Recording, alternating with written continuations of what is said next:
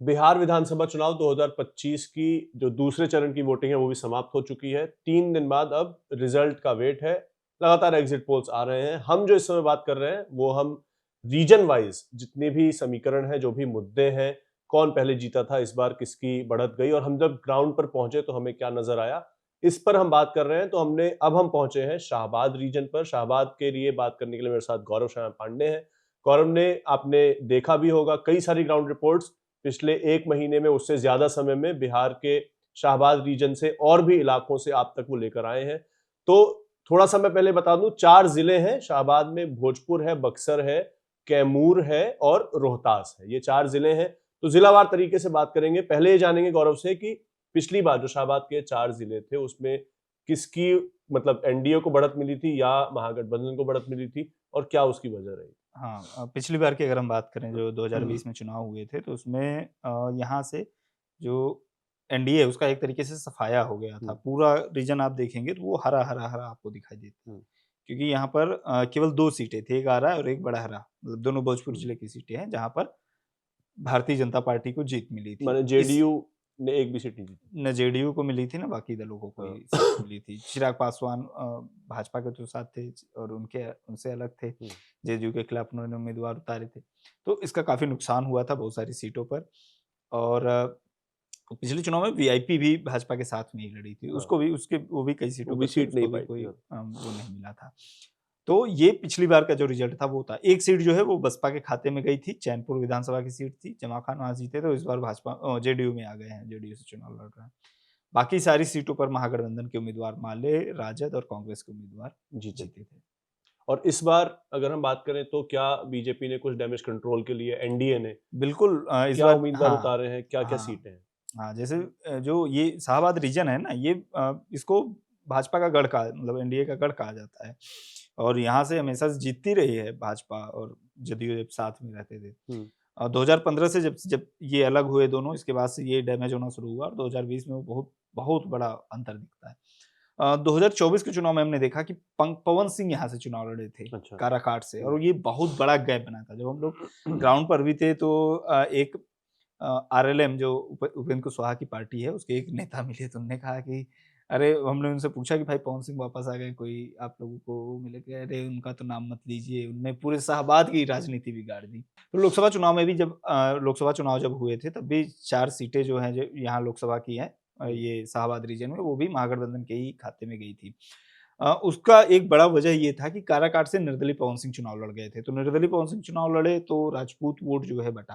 हाँ, फिर उसके बाद कुशवाहा समाज के लोग जो थे, चूँकि उपेंद्र कुशवाहा वहाँ से एनडीए से चुनाव लड़ रहे थे, उपेंद्र कुशवाहा हार गए, तो कुशवाहा लोगों को लगा कि यार यहाँ पर पवन सिंह हमें हरा रहा है, दूसरी सीटों पर उन्होंने जो बाकी कैंडिडेट थे बीजेपी के और उसको उसको उन्होंने काटना शुरू किया। तो इसका जो कुशवाहा और राजपूत वोट जो अलग हुआ, उसका बहुत नुकसान हुआ था। तो दोनों को साथ निकले, दोनों को साथ में ले आए। पवन सिंह आते हैं, उपेंद्र कुशवाहा से मिलते हैं, दोनों को मिलाया जाता है, उपेंद्र कुशवाहा को राज्यसभा भेजा जाता है और इसके अलावा कुशवाहा समाज से आने वाले भगवान कुशवाहा को एमएलसी बनाया जाता है जेडीयू के कोटे से। तो इस तरीके से तमाम जो है अ, डैमेज कंट्रोल की कोशिशें जो अगर है हम जिले एनडीए की जिले के तरफ से हिसाब से चलें, की मान गई। लीजिए भोजपुर जो जिला है उसमें अहम सीटें आरा है। आरा मैं मानता हूँ कि सबसे बड़ी और सबसे हॉट सीट एक तरीके से हो सकती है। तो भोजपुर रीजन की कौन कौन सी सीटों पर आप गए और वहां पर इस बार क्या मुद्दे उठे हैं और क्या जो पिछली बार हुआ था वही रिपीट हो सकता है या फिर महागठबंधन के हाथ से चीजें निकलती हुई दिखेंगी? बिल्कुल, आरा में थे हम लोग और आरा वो एक सीट थी जहाँ पिछली बार भाजपा ने जीत दर्ज की थी। वो इन एक एक सीट में से थी। हाँ। यहाँ पर अमरिंदर प्रताप सिंह भी भाजपा के नेता रहे हैं और 4 बार विधायक रहे हैं वहाँ से, आरा से। उनने जीत दर्ज की थी लेकिन इस बार उनका टिकट काट दिया गया है अच्छा। और उनको टिकट काटकर संजय टाइगर को टिकट दिया गया है। संजय टाइगर भाजपा के नेता हैं, इससे पहले संदेश विधानसभा से जीत चुके हैं, बगल की सीट है। तो वहाँ से उनको इस बार ना देखो, उनको इस बार आरा से टिकट दिया गया है और कयामुद्दीन अंसारी हम्म, माले के नेता हैं, वो माले के उम्मीदवार हैं और बहुत मजबूती से चुनाव लड़े। इसके अलावा विजय गुप्ता हैं और वो जनसुराज पार्टी से चुनाव लड़ रहे हैं। वो भी उनकी सारी वोटर जो है, जो बनिया समाज है, हम्म, उसमें उनकी मजबूत पकड़ है। तो ये एक आरा में हम लोगों से जब मिले तो थोड़ा-सा मतलब उतना मजबूत तो नहीं दिखे विजय गुप्ता, लेकिन तब भी एक नाम अपनी लोगों हाजिरी का दर्ज हाँ करा पाए। चर्चा था। बाकी जो लड़ाई है वो संजय टाइगर और कयामुद्दीन अंसारी में ही हुँ। आरा विधानसभा सीट पर है। आप और करगहर भी गए थे, काराकाट भी गए थे। हाँ इन सीटों ये की अगर हम इस हाँ रीजन पहले में बात करें।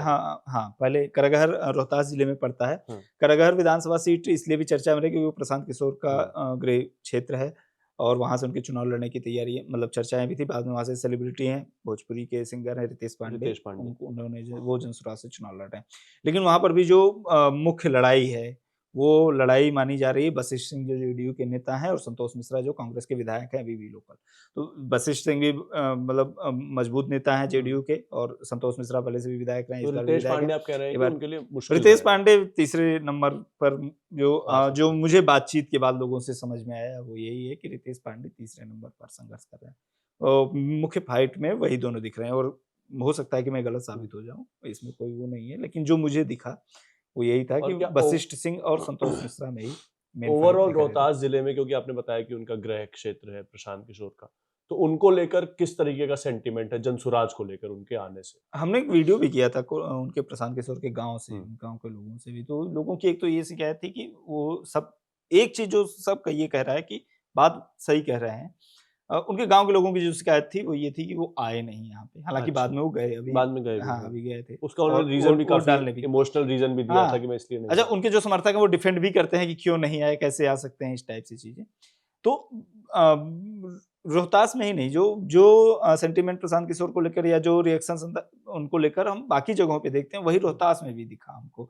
ऐसा नहीं था कि रोहतास उनका मतलब या बक्सर में वो रहे हैं, तो इस वजह से उनको लेकर कुछ अलग से हुँ। वो रहा हो क्रेज़ उनका, इस तरीके से ऐसा कुछ औरा दिखा नहीं। तो अ सेंटिमेंट वही है कि अभी नए-नए हैं। किस तरीके से कितना भरोसा कर ले कोई उन पर? बात वही वाली है कि क्या भरोसा किया जा सकता है कि नहीं, क्योंकि बहुत सारे अच्छे समर्थक हैं जो उनके वो बहुत उत्साहित भी आपको मिलेंगे। जैसे हुँ, काराकाट में थे हम लोग। काराकाट विधानसभा सीट हम सब जानते, पवन सिंह जहाँ से हुँ, लोकसभा की सीट है और वहाँ से पवन सिंह चुनाव लड़े थे। अभी उनकी पत्नी विधानसभा सीट जो है काराकाट, वहाँ से लड़ निर्दलीय रहे हैं। चुनाव वो भी लड़ रही हैं। तो और जबकि काराकाट से महाबली सिंह मंत्री रहे हैं हुँ, जेडीयू के, वो भी चुनाव लड़ रहे हैं, जो कि अरुण कुशवाहा है, 4 बार विधायक रहे माले के।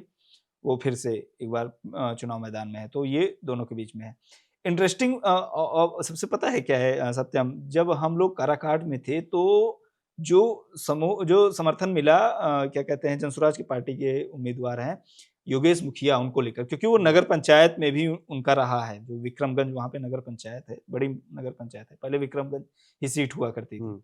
वहाँ पर योगेश मुखिया का है पकड़ मजबूत है। तो योगेश मुखिया का लोग नाम खूब ले रहे थे कि योगेश मुखिया, क्योंकि उनके बीच का एक उम्मीदवार था। अ, महाबली सिंह भले से मंत्री रहे, बड़े नेता हैं, सब कुछ हैं, लेकिन वो काराकाट या विक्रमगंज के रहने वाले हुँ, नहीं है। महाबली और अरुण कुशवाहा भी भले से 4 बार विधायक रह चुके हैं, लेकिन वो भी वहाँ के रहने वाले नहीं। तो लोकल जो उम्मीदवार था, हुँ। वो उसको लेकर क्रेज़ है। और ये भाजपा के नेताओं के, भाजपा के एक हमने वो वीडियो भी मतलब हमने पब्लिश किया है, वो भी देख सकते हैं लोग। उसमें भाजपा का एक नेता और उपेंद्र कुशवाहा की पार्टी का एक नेता, दोनों गठबंधन वाले, हाँ। दोनों अपने कैंडिडेट की बुराई कर रहे हैं। वो कह रहे हैं कि दोनों बाहरी है, हमारे पास क्या दिक्कत है हम लोगों में कि हमको स्थानीय नेता नहीं मिलता है, कभी पवन सिंह आ जाते हैं, कभी ये आ जाते हैं, कभी वो आ जाते हैं। तो वो लोग फिर हाँ। एक सेंटिमेंट था और ये लोगों क्या है, में। पवन सिंह और उनकी पत्नी का अलग-अलग, मतलब वो निर्दलीय लड़ रही हैं और वो बीजेपी से हाँ, और मैदान में है। पवन सिंह ने खूब प्रचार भी किया है। हाँ। पूरे शाहाबाद रीजन में हम देखें, बक्सर सीट से आनंद मिश्रा आईपीएस चुनाव हुँ, लड़ रहे हैं, जो पूर्व आईपीएस रहे हैं सब में। तो उनको उनके लिए रोड शो निकाला, जो कि हुँ। पिछले चुनाव में आप देखेंगे दोनों एक ही नाव पे सवार थे। वो हाँ, बक्सर से निर्दलीय चुनाव लड़ रहे थे, ये भाजपा से काराकाट टिकट से लड़ नहीं रहे मिला, थे। और वो भाजपा से टिकट नहीं मिला, हाँ। काराकाट से जो है निर्दलीय चुनाव लड़ रहे थे। तो अब पवन सिंह जो है स्टार प्रचारक की भूमिका में थे और उनके लिए प्रचार कर रहे थे। कई सीटों पर पवन सिंह प्रचार करने गए हुँ। और पवन सिंह का क्रेज़ है। जब आप ग्राउंड पे और ख़ासतौर पर उस रीजन में जाएँगे तो लोगों में देखेंगे पवन सिंह का क्रेज़, आपको वो दिखाई देता है। वो मतलब फिर वो क्या ऐज ग्रुप सिर्फ़ से उनके ऊपर भी फ़िल्मी होता करियर है। और गाने के करियर को लेकर है कि उनका मतलब सामाजिक तौर पर भी लोगों को क्या उम्मीद है उनसे? अगर गाने कोई उम्मीद और गाने के मतलब वो एक गाने से ही उनकी पहचान ही है, गाना तो है ही, गाना तो है, लेकिन एक जो हम कहते हैं ना कि लाइफ़स्टाइल है, ऑरा है, एक सबको साथ में चलना-वलना है और हुँ। थोड़ी-सी जैसे चुनाव के दौरान वो एक्टिव भी रहे थे लोगों के बीच में, तो उसको लेकर भी लोगों में, खासतौर पर युवाओं में जो उस हाँ। रीजन के हैं, बाकी गाने का तो है ही। जब हम देखते हैं वहाँ पर पवन भैया काराकाट आए, आप एक बार पवन काराकाट डालेंगे यूट्यूब पे, आपको 60-70 गाने मिल जाएंगे जो दूसरे लोकल छोटे उनके आने पर यूट्यूबर्स गाना ने बनाया गया है। हाँ कि बना रखा है कि पवन भैया आएंगे तो ये होगा, पवन भैया ये करेंगे, ऐसा होगा वैसा होगा।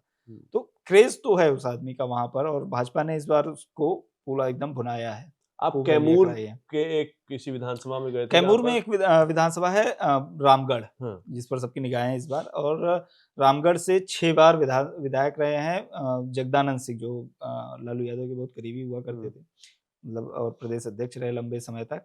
उनके बेटे सुधाकर सिंह 189 वोट से जीते थे 2020 में, और फिर वो 2024 के लोकसभा चुनाव में बक्सर से लोकसभा सांसद चुन लिए गए, तो फिर वो सीट खाली हो गई रामगढ़ की, तो फिर वहां पर उपचुनाव हुआ।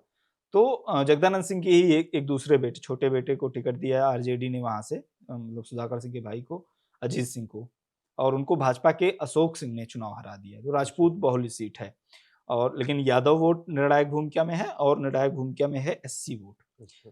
इसलिए इस सीट को अब वहां का गणित इतना मतलब थोड़ा सा महीन है कि बसपा जो है, बसपा से वहां से टिकट पे चुनाव लड़ रहे हैं सतीश यादव, पिंटू यादव बोलते हैं उनको, सतीश यादव, वो अंबिका यादव के भतीजे हैं। अंबिका यादव आरजेडी के विधायक रहे हैं, और मतलब मजबूत पकड़ वाले नेता माने जाते हैं, ठीक है। और यादव वोट पिछली बार क्या हुआ था कि जब वो चुनाव हुआ था, तभी सतीश यादव चुनाव लड़ गए थे, तो यादव वोट उधर खिसक गया था, तो उसका नुकसान हुआ था इनको। तो इस बार भी जो अजीत सिंह है, जो सुधाकर सिंह के भाई हैं, जगदानंद सिंह के बेटे हैं, वो अपनी रैलियों में लोगों को बताते रहते हैं, सबको यादव वोट को अपनी तरफ खींचने के लिए, कि अगर मुझे वोट आरजेडी के समर्थक ही नहीं देंगे तो तेजस्वी मुख्यमंत्री कैसे बनेंगे। अच्छा, हाँ, तो वो चूंकि सीधा वो वहां से कनेक्ट हो, लेकिन वहां पर बसपा भी तगड़ी फाइट में है। मतलब शाहबाद रीजन में कई सारी सीटें ऐसी है जहां पर बसपा फाइट में है। पिछली बार जमा खान जीते थे चैनपुर से, इस बार जमा खान भाजपा जेडीयू में आ गए हैं, लेकिन इसके बाद भी हैं, मतलब चुनाव लड़ रहे हैं। और बसपा है जैसे ददन यादव, डुमराव सीट है, डुमराव विधानसभा सीट पर ददन यादव बीएसपी से चुनाव लड़ रहे हैं, और ददन यादव पिछली मतलब अलग अलग 4 अलग अलग पार्टियों से विधायक रह चुके हैं। अच्छा, और इस बार फिर चुनाव इस बार बीएसपी से चुनाव लड़ रहे हैं, और यहाँ से अजीत कुशवाहा पिछली बार जीते थे 2020 में, माले के उम्मीदवार हैं इस बार फिर से, और राहुल सिंह जेडीयू से उम्मीदवार हैं। तो हम लोग जब घूम रहे थे लोगों के बीच में, तो हमको ऐसा लग रहा, मतलब बातचीत के बाद लोगों से समझ में आया कि अब जो है अजीत कुशवाहा को एज है राहुल सिंह पे थोड़ी सी, हालांकि चुनाव है, कुछ भी हो सकता है। और अगर इन चारों जिलों की और इस रीजन की अगर हम मुद्दों की बात करें, क्या यहाँ पर आर्थिक स्थिति क्या है, लोगों के अहम मुद्दे, या जो सारे पूरे बिहार में है वही है, कि यहाँ पर कुछ अलग मुद्दे लोगों के हैं, उसके बारे में थोड़ा अगर प्रकाश डालें। मुद्दे वही हैं सत्यम, जब हम देखते हैं, लोगों से बात करते हैं, पलायन बहुत बड़ा मुद्दा है यहाँ के लोगों के लिए भी, और रोजगार, जाहिर सी बात है उनको, या तो मतलब आप देखोगे कि पलायन केवल रोजगार के लिए नहीं, पलायन इनको करना पड़ता है इलाज के लिए भी, पलायन इनको करना पड़ता है पढ़ाई के लिए भी, पलायन इनको करना पड़ता है मतलब पैसा कमाने के लिए, मतलब उनको कुछ भी नया करना होगा अगर, तो पलायन कोई भी व्यवस्था और कोई भी सुविधा चाहिए तो बाहर जाना पड़ता है उनको, या तो बनारस जाना पड़ेगा, या दिल्ली जाना पड़ेगा, या पटना जाना पड़ेगा। मतलब चूंकि ये उत्तर प्रदेश से लगता हुआ इलाका है, तो इन इलाकों में तस्करी बहुत ज्यादा होती है, जैसे ये आपका शराब का तस्करी हो गया, या बाकी सारी चीजें जो प्रतिबंधित हैं, इन सारी चीजों की। एक बड़ा इंटरेस्टिंग, आप गौरव ने वो वीडियो आपको देखना भी चाहिए, बक्सर इधर है और सड़क के उस पर बलिया है। हाँ, वो भी तो जब अच्छा, वहां भी बाढ़ एक बड़ा मुद्दा है। देखो, बाढ़ से उससे याद है, उस गांव से, वो गांव की आप व्यथा मतलब सुनिए, कितना क्रूर आपको लगेगा, आपको एक बार हंसी आती है कि आधे गांव, पूरे गांव में बाढ़ है, बाढ़ तो पूरे गांव में है, बाढ़ को थोड़ी पता है कि ये बलिया है और ये बक्सर है, यहाँ जाना है यहाँ नहीं जाना है, बाढ़ आया है, वो पूरा गांव डूबा हुआ है। गांव का जो इलाका उत्तर प्रदेश में पड़ता है, उन सब लोगों को 8-8 हजार रुपए उत्तर प्रदेश सरकार ने, और राशन वासन, बाढ़ आर्थिक सहायता वगैरह दी। बिहार वाला जो गांव है उसको कुछ नहीं मिला। ये बहुत एब्सर्ड है, बहुत। और गांव वो बटा ऐसे हुआ है कि किसी का घर जो है बिहार में है, और उसका द्वार जो घर के सामने एरिया है वो उत्तर प्रदेश में पड़ता है। इस तरीके से बटा हुआ गांव है। बाढ़ इस पूरे रीजन के, शाहबाद रीजन की बहुत बड़ी, चाहे सोन का पानी हो चाहे गंगा का पानी हो, बाढ़ बहुत बड़ा मुद्दा है। डेहरी ऑन सोन एक बड़ी नदी है जो वहां से, हाँ, सोन डेहरी से होकर फिर ये आपका आरा, ये भोजपुर से, और पटना के पास जाकर बेटा में मिलती है गंगा में, बक्सर से भी, रोहतास से भी, और ये मतलब एक पूरा, और इसको इतना खनन के लिए, अच्छा खनन से भी इतनी सारी दिक्कतें होती है जब आप वहाँ के लोगों से, जैसे तरारी है जहाँ से विशाल प्रशांत चुनाव लड़ रहे हैं। विशाल प्रशांत सुनील पांडे के बेटे हैं, बाहुबली नेता रहे हैं, और क्या कहते हैं, इनके चाचा हैं हुलास पांडे जो ब्रह्मपुर से चुनाव लड़ रहे हैं। अ, तरारी मतलब माले का गढ़ कहा जाता है, अच्छा। ठीक है, यहाँ से पहले जीते थे। तो जब सुदामा प्रसाद लोकसभा सांसद चुन लिए गए तो फिर उपचुनाव हुआ 2024 में, और फिर उसके बाद यहाँ पर भाजपा ने विशाल प्रशांत को टिकट दिया, पहली बार चुनाव लड़ रहे थे और ये 1 साल के लिए विधायक बने। अब फिर एक बार उनका जो है मुकाबला है, मदन सिंह चंद्रवंशी हैं, माले ने उनको उतारा है, और विशाल प्रशांत भाजपा से लड़ रहे हैं। इनके चाचा जो हैं ब्रह्मपुर सीट से लड़ रहे हैं, उसके बारे में भी हम आपको बता देते हैं। लोजपा से लड़ रहे हैं हुलास पांडे, हाँ। ब्रह्मपुर से, और शंभू यादव हैं आरजेडी के, 2 बार के विधायक हैं, तीसरी बार मैदान में हैं, लालू यादव के बहुत करीबी कहे जाते हैं। उनका अपना इलाके में कारोबार है, सब कुछ है, और सत्य प्रकाश तिवारी जन स्वराज पार्टी से उम्मीदवार हैं। और पिछली बार क्या हुआ था कि हुलास पांडे को करीब 55,000 वोटों से, 51-52,000 के आसपास वोटों से हराया था शंभू यादव ने। और आरजेडी के पास पिछली बार वीआईपी जो है अलग लड़ी थी चुनाव, मुकेश और सहनी की पार्टी वीआईपी अलग लड़ी थी। इस बार आरजेडी के साथ वीआईपी भी है, और हुलास पांडे जो है पिछली बार लोजपा से अकेले चुनाव लड़े थे, उनको भाजपा का सपोर्ट नहीं था, भाजपा का सपोर्ट वीआईपी को था। तो इस बार भाजपा का सपोर्ट तो है ही हुलास पांडे को, इसके अलावा जो जदयू है उसका भी सपोर्ट है, और जो बाकी ये आरएलएम है, उपेंद्र कुशवाहा की पार्टी, इसका भी सपोर्ट है। तो देखना इस बार इंटरेस्टिंग होगा कि क्या वो जो 50,000 प्लस का जो गैप था, क्या वो उसको पाट पाएंगे या नहीं पाट पाते हैं जो हुलास पांडे ब्रह्मपुर विधानसभा सीट, या फिर शंभू यादव एक बार फिर से निकाल ले जाते हैं। हालांकि हम लोगों ने बात की तो लोगों में काफी नाराजगी थी कि अब 2 टर्म बहुत हो गया इनका, शंभू यादव को ये बदलना चाहिए। तो जो ओवरऑल अगर हम देखें पूरे 22 सीट में, जिस तरीके से पिछली बार 19 सीट महागठबंधन के खाते में गई थी, इस बार हमको आंकड़ा कम होता हुआ दिख रहा है। ये मुश्किल लग रहा है। हाँ, कि वो दोबारा दोहरा पाएंगे उस तरीके से। तो ये था जो शाहबाज रीजन है उसका पूरा गुणागणित, जो भी हम लोग ग्राउंड पर पहुंचे तो हमको दिखा। हम आपके साथ फिर से जुड़ेंगे एग्जिट पोल्स लेकर, पोल्स ऑफ पोल्स हम करेंगे, जो भी एग्जिट पोल में कहा जा रहा है, किसकी सरकार बनती दिख रही है, किस तरफ रुझान जाते दिख रहे हैं, वो हम आपको बताएंगे। और 3 दिन बाद रिजल्ट है, लगातार हमने बिहार इलेक्शन की सारी कवरेज आप तक पहुंचाई है, आज एग्जिट पोल भी पहुंचाएंगे, और 14 तारीख को रिजल्ट्स भी आपको खबरगांव पर देखने को मिलेंगे। मेरा नाम सत्यम है, हमारे साथ जुड़े थे गौरव श्याम पांडे। देखते रहिए खबरगांव। शुक्रिया।